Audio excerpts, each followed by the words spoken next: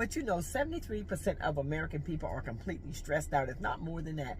It might even be 100% by now, because everybody I talk to when I'm out here in these streets, everybody is feeling the crunch and the financial burdens of what's going on in the world today. It is really causing the people a lot of grief, a lot of pain, a lot of sickness. She said that she had never really ever had so many headaches as she's been having here lately because of the stress that she's under, not being able to pay her bills, not being able to feed her family, not knowing what the next day is going to look like. The people are stressed, and I mean they are stressed to the limit, to the point where it's literally making them sick.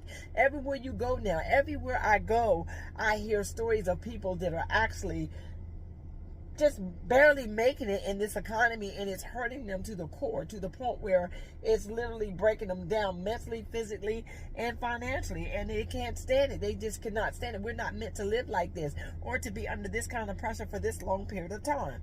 And as I was speaking to her, and I was asking her, was she sharing the cost of bills with anybody? Of course. And why did I not think this? She come right out and said that her husband was working. He was working for the, I think she said for the government at some office or whatever. But anyway, he's laid off, so he's not working.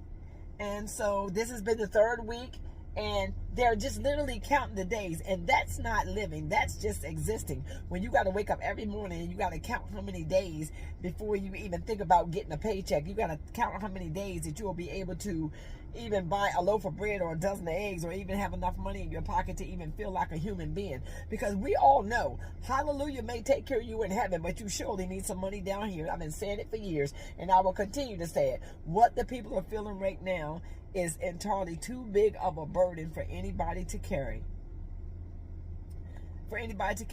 And then, you know, she went on to say that she had to call family this morning, her sister, to bring her $60 just so she'd be able to go out and get some of the things that she needed, and the bare essentials that she needed, like toilet paper and things of that nature, because of the fact that they were already struggling as a household, living payday to payday. I know a lot of people would say, well, they should think about it. They should have thought about saving. Saving what? Saving what in this economy? It is hard for people to save any money in this economy. It's hard for people because the economy was rough with the tariffs and inflation and the price of them eggs, the price of that toilet paper. Ever since 2020, I really believe people have not really recovered from the problems that they were having even back then. So now it's like saying, here we go, taking another hit and another hit. And this financial burden is really stressing people to the limit, where you see it on their faces as they're moving through the land. I've been sitting here at the store from the time I got back in this van, and just to watch her get in her car with so much pain and so much hurt. But even at that,